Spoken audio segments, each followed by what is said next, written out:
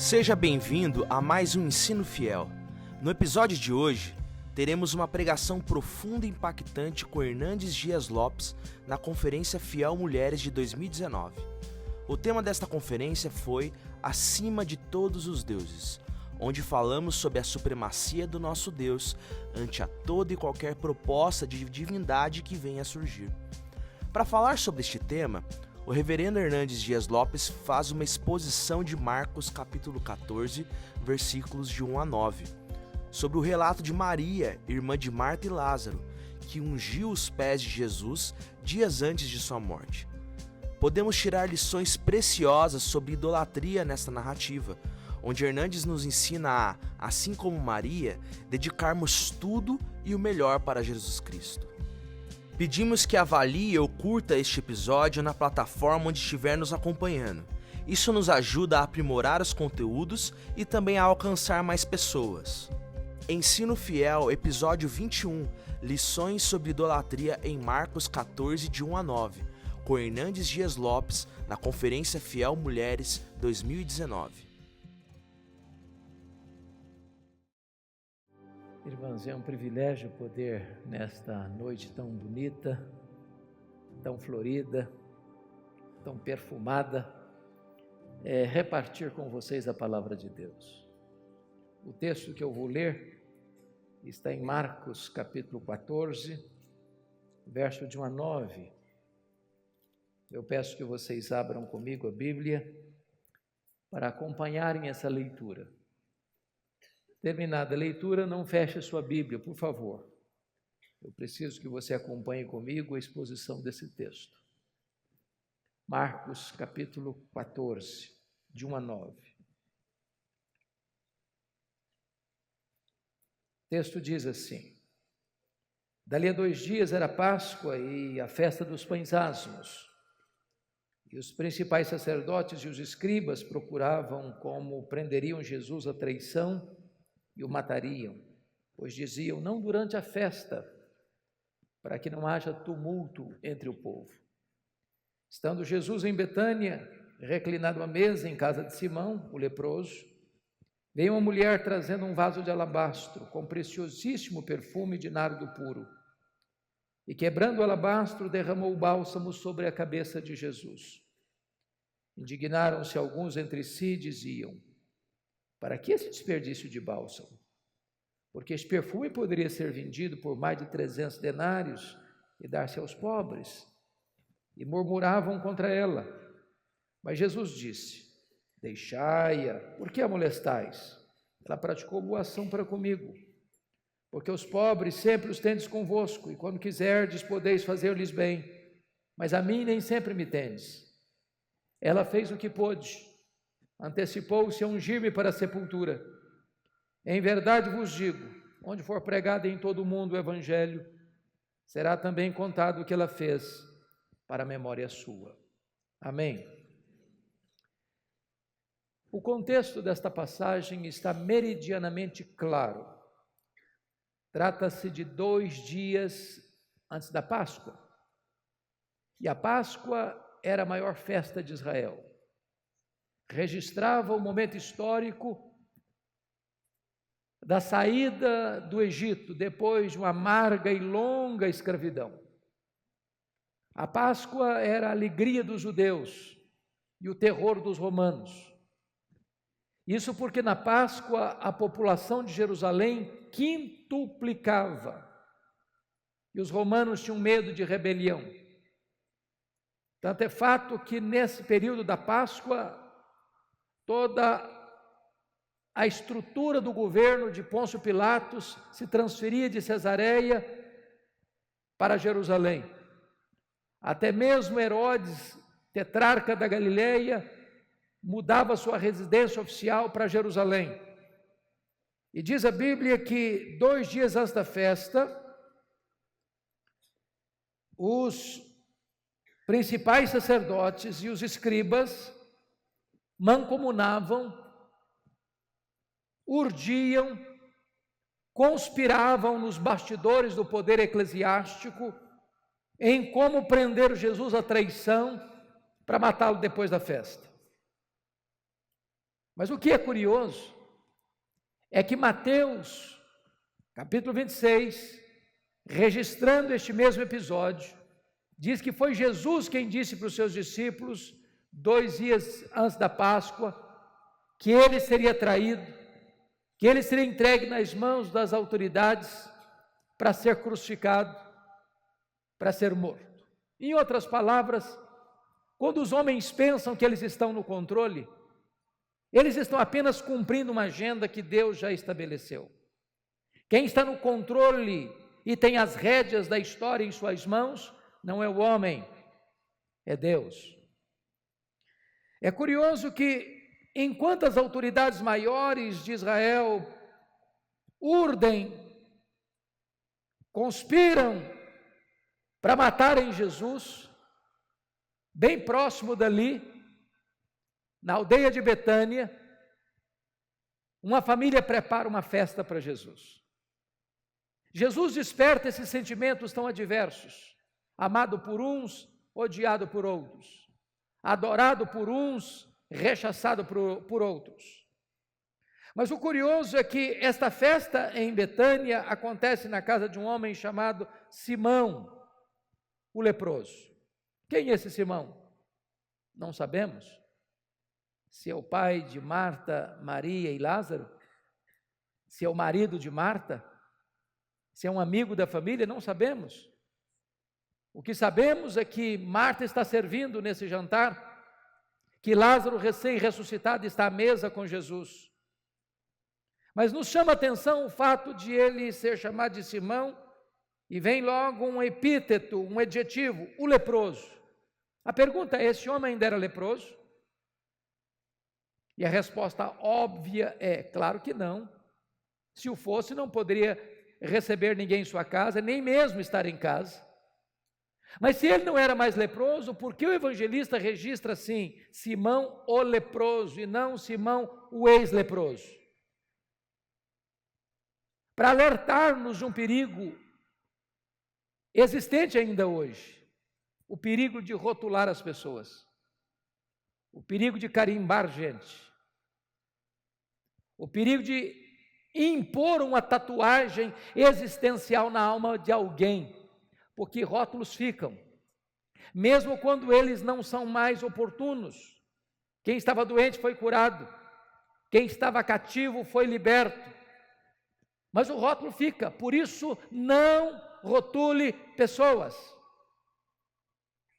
É curioso que nesse jantar quem se destaca é uma mulher. Esse texto está registrado em Mateus 26, em Marcos 14, em Lucas 22, em João 12. Nos 3 evangelhos sinóticos, essa mulher é incógnita, nós não sabemos o nome dela. Porém, em João 12, essa mulher tem nome. Essa mulher é Maria, irmã de Marta e Lázaro. Talvez uma das personagens mais extraordinárias de todo o relato bíblico, porque esta mulher aparece apenas 3 vezes nos evangelhos, e as 3 vezes que ela aparece, ela está aos pés do Senhor Jesus. A primeira vez, em Lucas 10, ela está aos pés do Senhor Jesus para aprender, o que incomoda Marta, que chega a dizer: Senhor, não vais falar com a minha irmã para se mover, para se mexer, para me ajudar? E Jesus responde: Marta, Marta, estás ansiosa e preocupada com tantas coisas, uma coisa só é necessária. Maria escolheu a boa parte e esta não lhe será tirada. O melhor lugar para você estar é aos pés do Senhor Jesus para aprender dele. Ele não é um alfaiate do efêmero, ele é um escultor do eterno. Ele não veio para ensinar banalidades, ele veio para nos ensinar a própria verdade eterna da salvação. A segunda vez que essa mulher aparece na Bíblia é em João capítulo 11. E ela mais uma vez está aos pés de Jesus, agora para chorar, para derramar diante do Senhor a sua dor, para encontrar nele refrigério e consolo para a angústia da sua alma. Não há melhor lugar para você estar, para buscar refrigério do céu e consolo de Deus, a não ser aos pés do Senhor Jesus. Mas a última vez que Maria aparece na Bíblia é nesse texto. E ela está novamente aos pés de Jesus. Agora não mais para aprender ou chorar, mas agora para agradecer. E a pergunta é: agradecer o quê? Muito provavelmente, o maior milagre público de Jesus, a ressurreição de Lázaro, seu irmão. E diz o texto que Jesus já estava à mesa, reclinado à mesa, quando Maria vem por trás, trazendo um vaso de alabastro. Alabastro é uma pedra ornamental, contendo um perfume preciosíssimo. E diz Mateus que esse vaso está cheio. E diz João 12 que esse vaso tem 1 libra de perfume. Você sabe que 1 libra é uma medida. 1 litro tem 2,2 libras. Logo, nós estamos falando de um vaso ornamental que tem aproximadamente meio litro, meio quilo de perfume. E diz o texto que Maria vem e quebra esse vaso e derrama todo esse perfume sobre a cabeça de Jesus, e toda a casa se enche com o perfume. Esse perfume escorre pelo corpo de Jesus.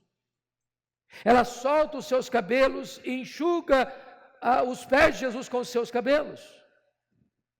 Isso provoca uma reação dos discípulos, dizendo: mas para que esse desperdício? Judas, que era o tesoureiro do grupo, diz: com esse perfume poderíamos ter 300 denários e dar aos pobres.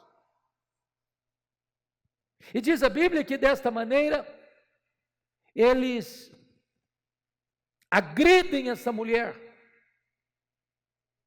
eles criticam essa mulher, eles murmuram contra essa mulher, eles molestam esta mulher. E Jesus sai em defesa dela, dizendo: por que a molestais? Ela praticou boa ação para comigo. Os pobres sempre os tendes convosco, mas a mim nem sempre me tendes. Ela fez o que pôde. Ela antecipou-se para ungir-me para a sepultura.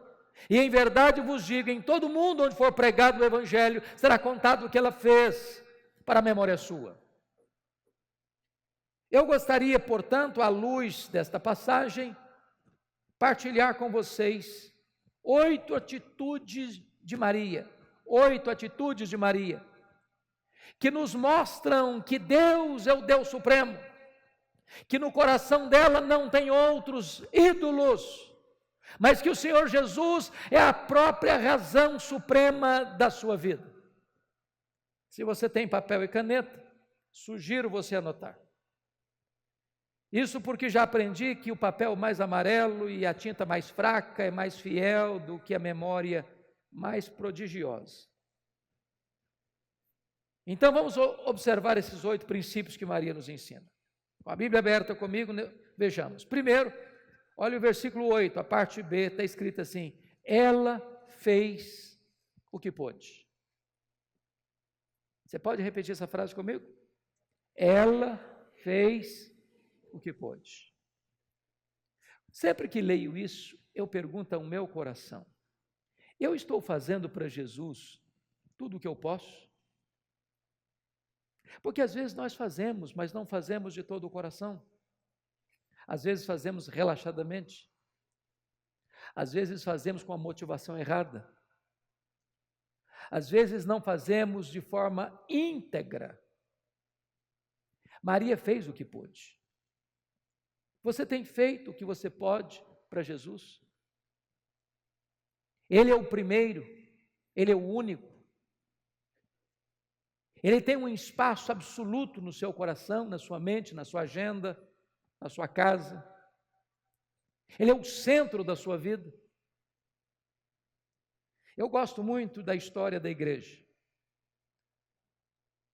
E gosto porque a história será nossa pedagoga, ou então nossa coveira.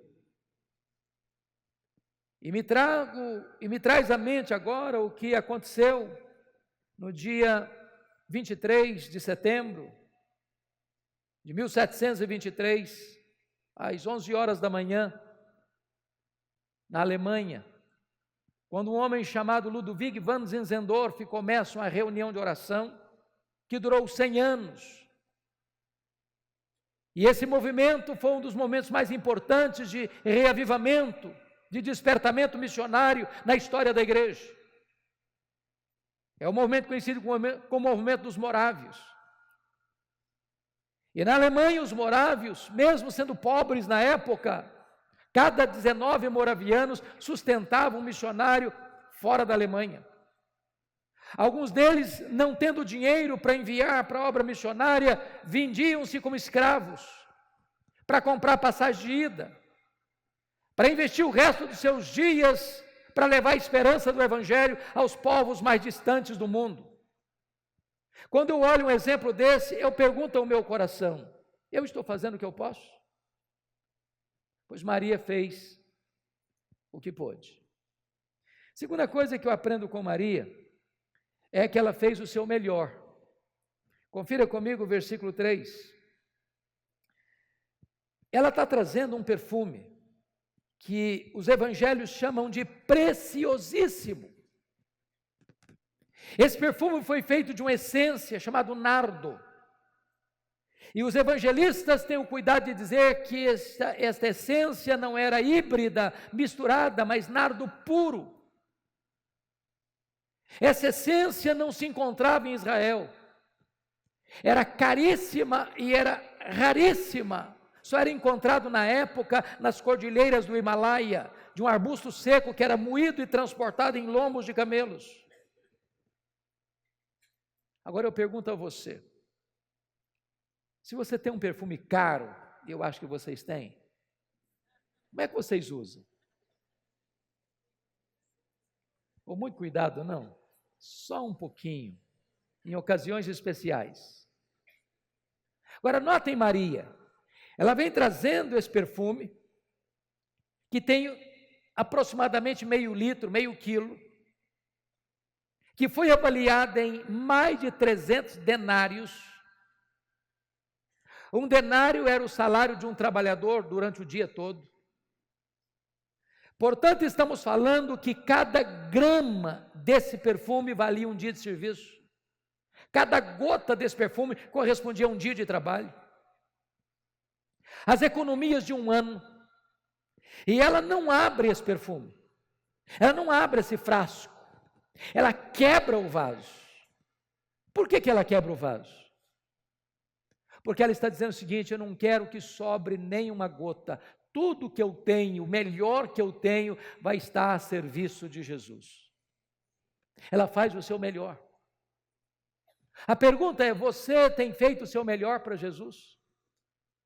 Você tem colocado a serviço dele o melhor que você tem? Maria fez o seu melhor.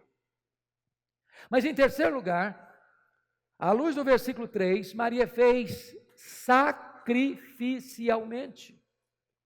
Talvez você pergunte: mas como uma moça pobre, de uma família pobre, vivendo numa aldeia pobre, de um território dominado por um império estrangeiro, investe um ano de trabalho num frasco, num vaso de perfume?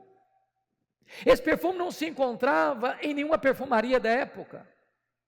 Ele era comprado gota a gota, grama a grama, ia sendo acondicionado nesse vaso de alabastro para o dia mais importante da vida dessa mulher, o dia das suas núpcias. E ela pega aquilo que era tão importante para ela, que tinha tanto significado para ela, e coloca tudo isso a serviço de Jesus, porque ela não apenas faz o seu melhor, ela faz de forma sacrificial.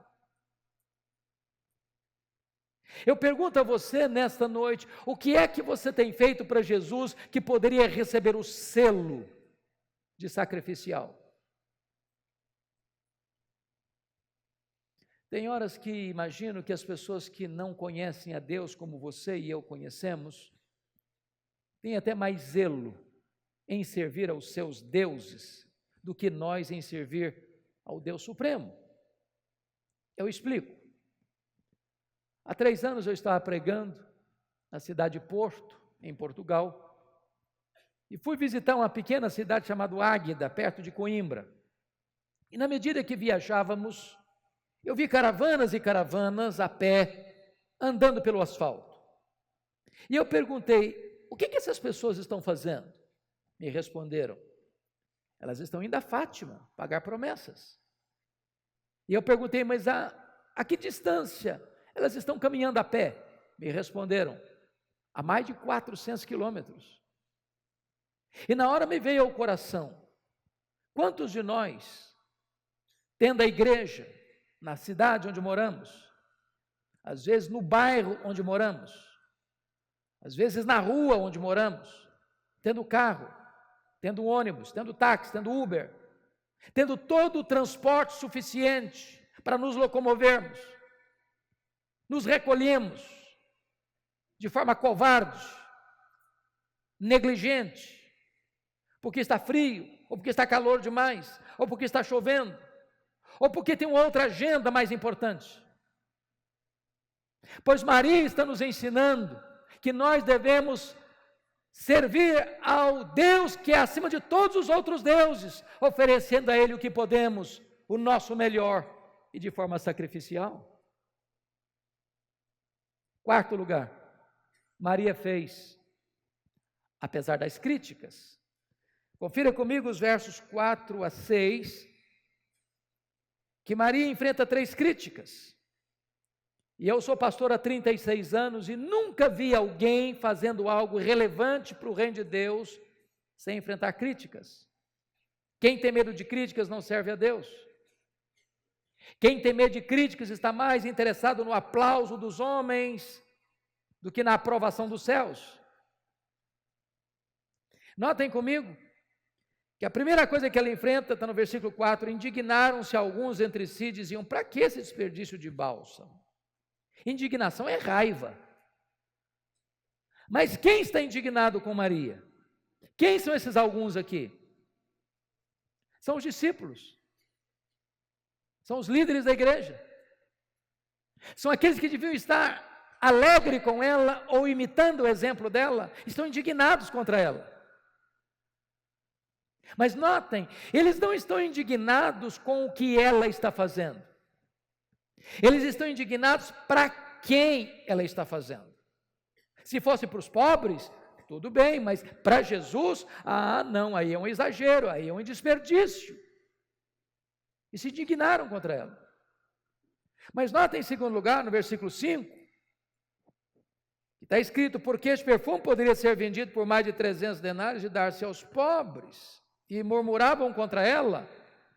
João diz que quem faz essa avaliação financeira do perfume é Judas Iscariotes, o tesoureiro do grupo. Talvez o comentário entre eles fosse assim, bom, com essa grana toda, dava para dar muita bolsa à família. Dá para comprar muita cesta básica. Só que Judas era ladrão, era um falso filantropo. Ele ficou tão irritado com a atitude de Maria que ele sai dessa casa aqui, para entregar Jesus e vender Jesus ao sumo sacerdote. E diz o texto que murmuraram contra ela. Eu sei que hoje vocês são mulheres muito espirituais e que esse negócio de murmuração já não existe mais entre vocês. Mas eles não murmuraram só não, murmuraram contra ela. Terceiro lugar, terceira crítica, olha o versículo 6. Mas Jesus disse, deixai-a, por que a molestais? Ela praticou boa ação para comigo. Primeiro, indignação. Segundo, murmuração. Terceiro, molestação. Ô, gente, molestar hoje é crime, dá cadeia. Maria está sendo molestada. Não fora Jesus sair em sua defesa, e ela teria sido engolido viva por aqueles que eram os líderes da igreja.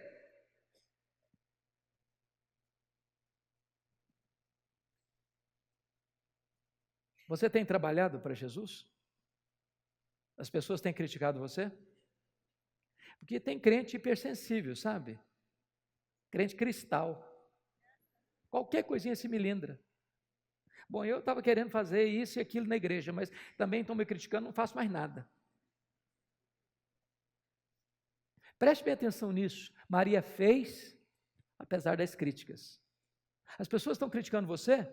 Continue fazendo a obra de Deus. As pessoas estão indignadas contra você? Continue fazendo a obra de Deus. As pessoas estão murmurando contra você? Continue fazendo a obra de Deus. As pessoas estão molestando você? Continue fazendo a obra de Deus. Faça o que você pode, faça o seu melhor, faça sacrificialmente, mas faça também, apesar das críticas. Quinto lugar, quinta lição que Maria nos ensina. Ela fez só para agradar a Jesus. Está em João 12 um fato que os evangelhos sinóticos não registram. É que Maria enxuga os pés de Jesus com os seus cabelos. O que significava isso? O que significa isso para nós hoje? Nada, nada, apenas um gesto de humildade. Lá, naquele tempo, uma mulher não podia soltar os cabelos publicamente. Isso era a mesma coisa que deixar margem para suspeita da sua reputação. Isso era colocar em xeque a sua própria honra. Mas Maria tem um coração tão grato, e ela tem tanto que agradecer a Jesus, que ela não consegue ficar muito limitada a determinadas cercas culturais. Ela quebra alguns paradigmas, ela rompe algumas cercas, por uma razão única e simples. Ela não está tão preocupada com o que as pessoas vão pensar dela, com o que as pessoas vão falar dela. Ela só tem um vetor que governa a vida dela, é agradar ao Senhor Jesus. Muitas vezes, minhas irmãs, nós somos muito sensíveis ao que as pessoas pensam, o que as pessoas acham, o que as pessoas falam. Nós ficamos mais preocupados em que as pessoas se agradem de nós do que em nós agradarmos a Jesus. Até na hora do culto. Você quer voluntária ou espontaneamente demonstrar seu gesto de adoração ou louvor, talvez levantando a mão, mas falei, bom, se eu levantar a mão aqui, outra pessoa ficar do meu lado, vai me olhar, vai achar que eu sou exagerado, vai achar que eu sou um piegas, vai achar que eu sou um descontrolado emocionalmente. Se você chora, as pessoas acham que você é um piegas, se você não chora, você é durão demais, e você fica mais preocupado com o que as pessoas pensam do que em agradar a Jesus. Eu não estou dizendo que você e eu temos direito ou liberdade de desagradar as pessoas. O que eu estou lhe dizendo é que o vetor que deve governar a nossa vida é agradar unicamente ao Senhor Jesus. Que os homens se desagradem de nós, desde que nós agrademos a Jesus. Sexto princípio. Maria fez o que pôde. Maria fez seu melhor. Maria fez sacrificialmente. Maria fez, apesar das críticas, Maria fez só para agradar a Jesus. Mas em sexto lugar, Maria fez a pessoa certa. Confira comigo, versículos 6 e 7. Mas Jesus disse, deixai-a, por que a molestais? Ela praticou boa ação para comigo. Porque os pobres sempre os tendes convosco, e quando quiserdes podeis fazer-lhes bem, mas a mim nem sempre me tendes. Eu pergunto a vocês, será que Jesus está dizendo aqui que os pobres não são importantes? Que a causa dos pobres não é urgente? Que nós podemos deixar a assistência aos necessitados para depois? É isso que Jesus está ensinando? E a resposta é um sonoro não. Porém, é necessário entender que Jesus precisa vir primeiro. É necessário entender que Jesus tem a primazia. É necessário entender que ninguém é salvo porque ajuda os pobres. Ninguém vai para o céu porque dá cesta básica. Ninguém vai para o céu porque dá esmola. Ninguém vai para o céu porque enche a panela do faminto. Ajudar os necessitados não é a causa da salvação. Ajudar os necessitados é consequência da salvação. É resultado da salvação. Você não ajuda os pobres para ser salvo. Você ajuda os pobres porque você foi alcançado pela salvação gratuita mediante a fé em Cristo Jesus. Se nós não entendermos isso, meus irmãos, nós vamos anular a graça e substituir a cruz pelas boas obras. Uma igreja salva é uma igreja generosa. Alguém que alcançou o perdão livre pela graça é alguém que tem o coração aberto, as mãos abertas, o bolso aberto e pronto para ajudar os necessitados. Mas é muito importante entender, Jesus vem primeiro. Ela fez a pessoa certa. 7º lugar, Maria fez no tempo certo. Confira comigo o versículo 8, a parte B. Ela antecipou-se a ungir-me para a sepultura. É necessário entender bem esse ponto aqui. Deixa eu chamar a atenção de vocês para o texto de Lucas 8, quando Jesus estava fazendo o seu ministério itinerante pelas cidades da Galileia, e haviam 204 cidades pequenas, com cerca de 15 mil habitantes na Galileia naquela época, e Jesus saía de cidade em cidade, aldeia em aldeia, pregando. E a Bíblia fala que algumas mulheres, e cita 3 pelo nome, e muitas outras, e eu não sei quantos são muitas outras, iam com Jesus, assistindo-o com seus bens. Agora pensem comigo, se Jesus sair de cidade em cidade, de aldeia em aldeia,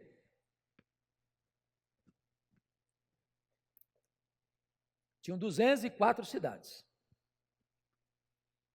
Se era Jesus e os 12 apóstolos, são 13 pessoas. Se estão 3 mulheres citadas pelo nome, 13 com 3, 16.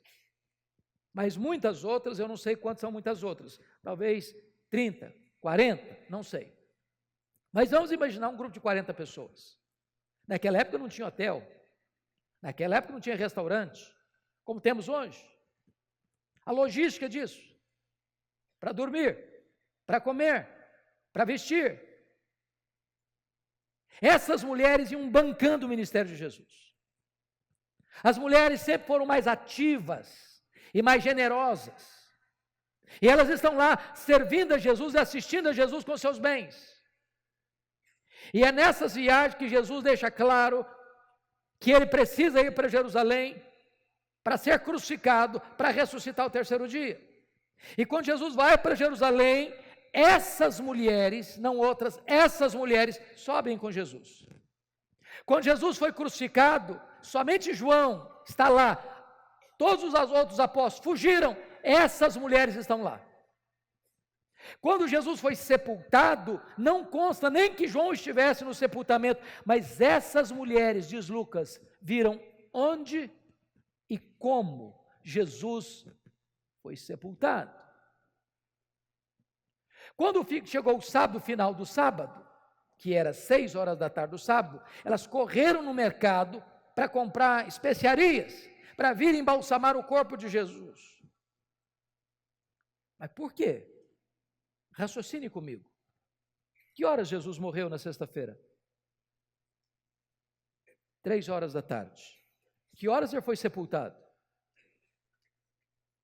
Necessariamente antes de começar o sábado, que era sexta-feira, 6 da tarde. Portanto, entre a morte de Cristo e o sepultamento de Cristo, você tem 3 horas. Morreu? Ok, morreu. Bom, não pode tirar o corpo sem permissão. Alguém tem que ir a Pilatos, mas quem vai a Pilatos? Não pode ser alguém comum, tem que ser alguém com certa entrada. Então, José de Arimateia se escolhe e se oferece para ir. Ele vai, chega e fala para Pilatos: olha, queremos tirar o corpo da cruz. Mas não, mas é muito cedo, não deu para morrer ainda. Vai lá, chama o comandante, traz o comandante aqui. Se ele falar que morreu, bom, então vai alguém lá, chama o comandante vem a Pilatos, morreu sim. Aí emite-se uma permissão para tirar o corpo, tira o corpo, lava o corpo, tem que ir no mercado, comprar linho, comprar perfume, tem que limpar o corpo, tem que passar perfume no corpo, tem que enrolar o corpo em lençol, tem que sair daqui, tem que ir lá no túmulo novo, tem que rolar pedra, tem que depositar o corpo, tem que rolar pedra de novo. qual a conclusão que vocês estão chegando comigo? Muito pouco tempo. As mulheres viram onde e como. As mulheres não gostam de nada mal feito. Elas devem ter pensado, está mal feito esse serviço. Vamos fazer direito. Acabou o sábado, correram para o mercado, vamos fazer direito. Quando chegam no domingo de madrugada, uma surpresa, a pedra está rolada, o túmulo está aberto, entram no túmulo e está vazio, saem do túmulo um anjo. Perguntam para ele, mas o que você está fazendo aqui? Procurando entre os mortos aquele que está vivo. Ele não está mais aqui não, ele ressuscitou. Sabe o que hoje está falando para essas mulheres? Vocês fizeram tanta coisa por ele, mas uma coisa vocês não fizeram. Vocês não anteciparam a unção dele para a sepultura. Agora ele não precisa mais não. Agora é tarde. Sabe qual a lição que eu aprendo aqui? Há determinadas coisas na vida que ou você faz hoje ou você nunca mais vai fazer amanhã. Você tem que falar para o seu marido, eu te amo, fale hoje. Você tem que pegar seus filhos no colo e dizer que eles são importantes, faça isso hoje. Você tem que dar um telefonema para alguém, encorajando essa pessoa, faça isso hoje. Você tem que enfiar a mão no bolso e dar uma oferta para alguém que está precisando de ajuda, faça isso hoje. Você tem que dizer para o seu pai, para a sua mãe, que eles são importantes na sua vida, faça isso hoje, amanhã pode ser tarde. Uma das coisas que mais machucam ao meu coração, dentro da cultura brasileira, são os nossos funerais, por duas razões. Primeiro, eu nunca vi ninguém receber tanto elogio como defunto. Nunca vi. Olha bem, a pessoa está lá deitada, inerte, olha uma rasgação de seda em cima do caixão que não tem fim mais. Quando o jornalista Ricardo Boechat morreu recentemente, a televisão brasileira passou o dia inteiro fazendo elogio a ele. A pergunta é se ele escutou alguns desses elogios em vida. Se você tem que elogiar alguém, elogie em vida. Se você tem que homenagear alguém, homenageie em vida. Depois que morre não adianta mais. A segunda coisa que me choca nos nossos funerais é que defunto recebe mais flor do que vivo. Dá para entender isso? Dá para entender isso? Ô, gente, eu fui num funeral em Vitória, eu contei 86 coroas de flores. 86. Tiver que contratar um caminhão só para levar as flores. E eu fiquei do lado pensando, falei, coitado do defunto, meu Deus. Não consegue cheirar um botão de rosa, mas para que tanta flor para ele? Eu sei que os maridos de vocês são gente extremamente carinhosa, cavalheiros, né? Vocês sempre recebem flores, eu não tenho dúvidas disso. Agora, eu conheço alguns homens que são pão duro, sabe? Que nunca levam a flor para a esposa. Aí no dia que a abençoada morre, ele vai na funerária, vai na floricultura, e diz, faça uma coroa grande, grande, e nem pede desconto. Nem pede desconto. Agora, você sabe por que os mortos recebem mais flores do que os vivos? É porque a voz do remorso é mais forte do que a voz da gratidão. Você tem que mandar flor para alguém, manda em vida. Maria fez no tempo certo. Pois bem, agora eu quero olhar o último princípio, a última coisa que Maria nos ensina. Vamos recordar os 7 primeiros? Primeiro, ela fez o que pôde. Segundo, ela fez seu melhor. Terceiro, ela fez sacrificialmente. Quarto, ela fez apesar das críticas. Quinto, ela fez só para agradar a Jesus. Sexto, ela fez a pessoa certa. Sétimo, ela fez no tempo certo. Oitavo e último lugar, ela fez com reflexos para a eternidade. Olha o versículo 9 comigo. Em verdade vos digo, onde for pregado em todo o mundo o evangelho, será também contado o que ela fez para a memória sua. Isso me impressiona muito, porque foi numa casa humilde, de uma vila humilde, há quase 2000 anos.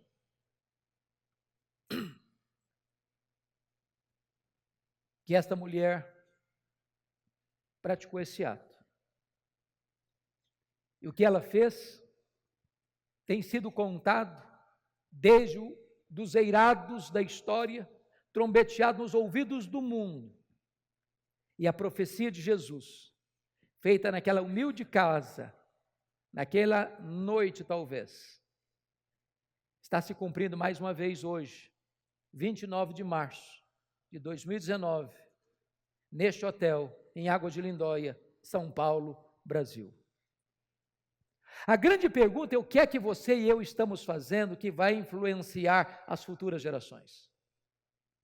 Vivemos numa sociedade egoísta, narcisista, que faz do seu prazer e do seu luxo e do seu conforto seus ídolos. Vivemos para nós mesmos, desfrutando todas as delícias e taças dos prazeres para o nosso próprio deleite. Vivemos apenas para nós.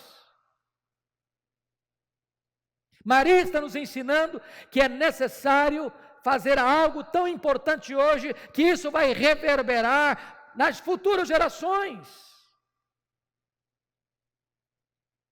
Eu pergunto a você, eu não sei se você pensa sobre isso, de vez em quando passa isso pela minha cabeça, pensando assim, meu Deus, se Jesus não voltar antes e eu morrer, depois de 50 anos, alguém for lá e limpar a poeira da lápide do meu túmulo, será que a minha história vai mexer com alguém? Será que ainda vai impactar alguém? Será que a forma de eu viver hoje, trabalhar hoje, vai influenciar as futuras gerações? Eu pergunto a você, que frase resumiria a sua vida que estará gravada na lápide do seu túmulo? Quem é você? O que é que você está construindo para o futuro? Que marcas você vai deixar nas futuras gerações? Que legado você vai deixar? Um carro? Uma casa? Um apartamento? Um sítio? Dinheiro no banco? Isso é legado?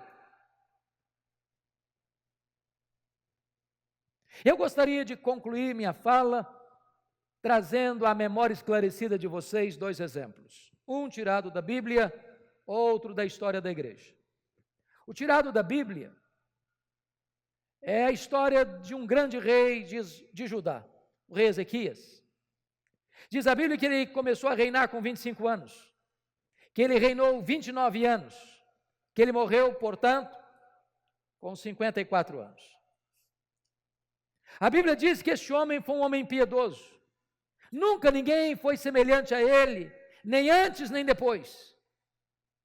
Que esse homem fez reformas espirituais importantes, porque seu pai era um idólatra.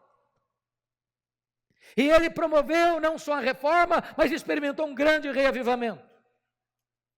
Quando este homem estava com 39 anos de idade, no auge do seu governo, no auge da sua capacidade, no auge do seu vigor, ele enfrenta 2 graves problemas. Primeiro, o maior e mais poderoso império da época, o Império Assírio, cercou Jerusalém. E mandou um recado abusado para ele: renda-se, porque ninguém pode me resistir, nenhum Deus pode livrar você das minhas mãos. Se não bastasse esse cerco, esse entrincheiramento de um grande império, diz a Bíblia que ele fica doente, uma úlcera incurável. E Deus manda o profeta Isaías na casa dele com uma mensagem expressa: põe em ordem a tua casa, porque morrerás e não viverás.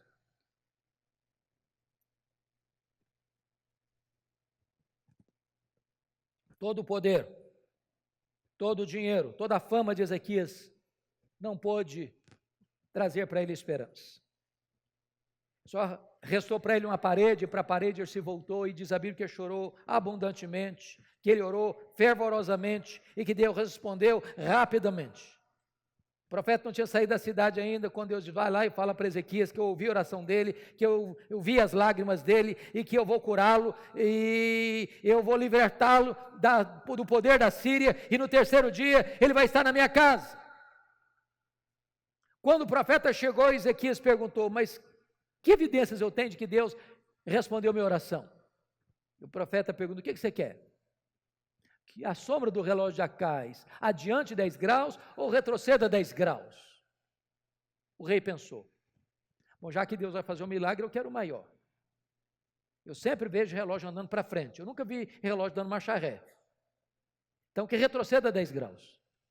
E Deus interferiu na estrutura do universo para atender a oração do rei Ezequias, um grande milagre.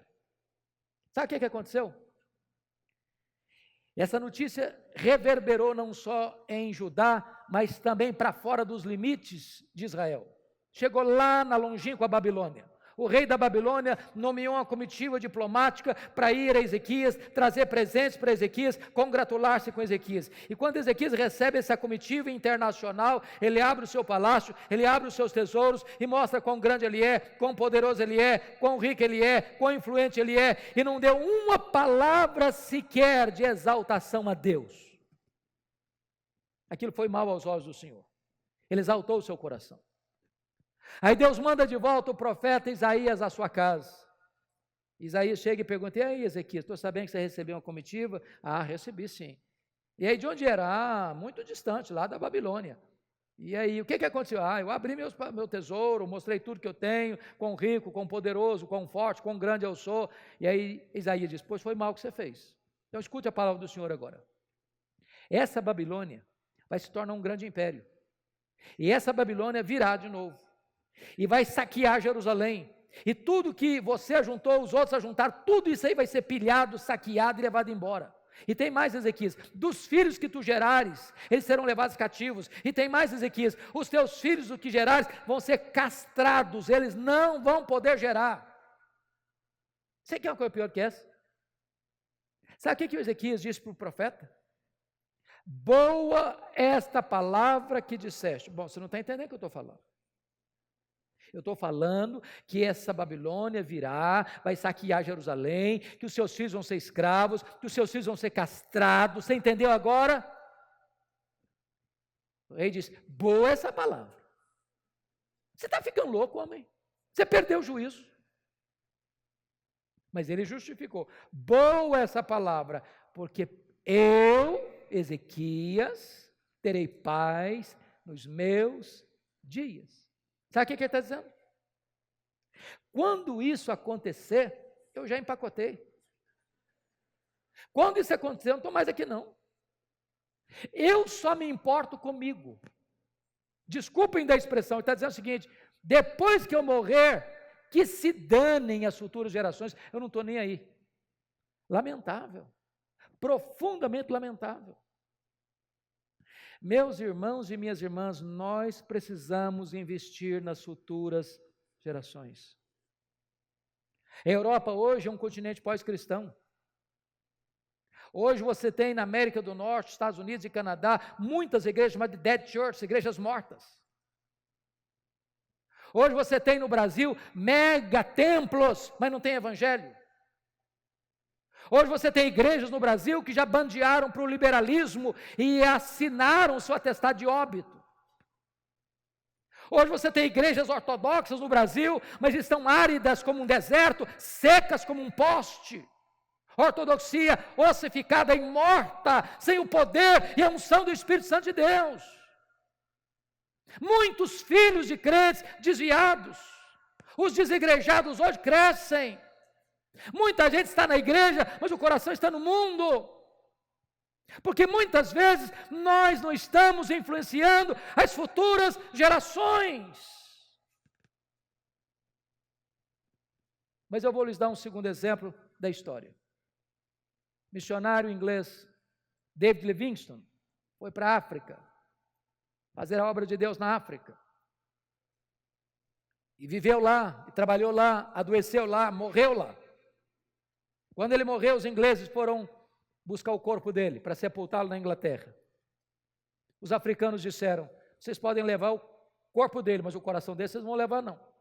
Ele amou a África e o coração dele vai ser enterrado na África. Sabe o que fizeram? Abriram o peito dele, arrancaram o coração dele e enterraram o coração dele na África. Levaram o corpo de David Livingstone e sepultaram na abadia de Westminster, onde estão sepultados os reis e os nobres da Inglaterra.